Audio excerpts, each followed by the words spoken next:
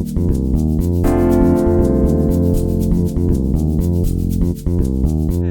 there, or should I say aloha. My name is Adam Coldren, and I'm a proud alum of the University of Hawaii at Manoa. I spent 3 years there getting my master's degree in Asian Studies, and I'm currently working on a PhD in Japanese History at Michigan State University. So I have nothing but good things to say about the University of Hawaii at Manoa, specifically the Asian Studies program, because my time there was incredibly formative personally, but it was also the singular most formative experience of my career. So professionally speaking, I developed most while I was at UH and wanted to share some of my experiences with you in case you were considering the program, which I highly recommend. So first things first, the people there are just excellent. Simply put, they're awesome.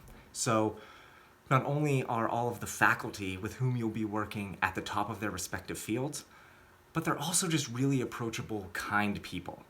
So they will go out of their way to answer your questions or talk to you, regardless of how stupid you think those questions might be.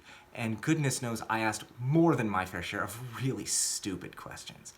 But they never made me feel as stupid as I thought I sounded.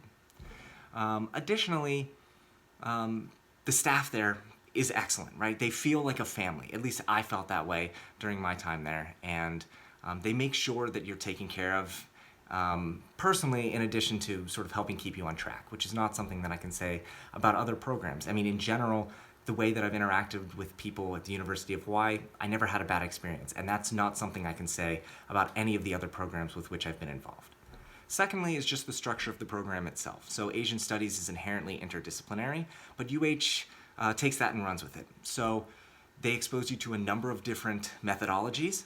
So I personally was exposed to sociology, I took political science courses, I had religion courses, I had philosophy courses, I had a geography course as well. All of these things sort of coalesce, and at the very least, you learn how to differentiate between and read the different methodologies and get something out of them. So if you're just reading the literature, it's incredibly helpful. But it also tends to sort of work its way into your own analytical process. So I'm focused on history primarily, but there are elements of religion and elements of political science and elements of geography that I wouldn't be able to parse out. And I really can't think of doing my research without those elements. So that's incredibly useful. Lastly, you have the opportunity to function as a graduate assistant. So usually that takes the form of teaching assistant duties.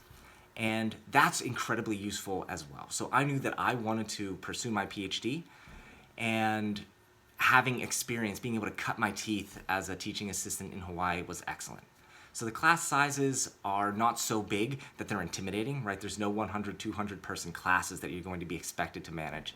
But it's also larger than a small group, so you do get a nice cross-section of interaction, and you really get to sort of build your experience there, which is useful if you're pursuing a PhD, for example. You're going to be expected to function as a TA. So having that experience already put me in a very nice position moving forward.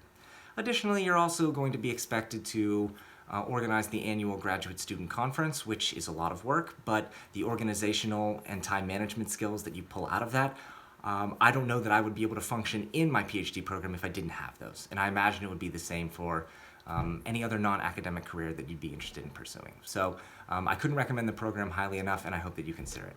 Aloha.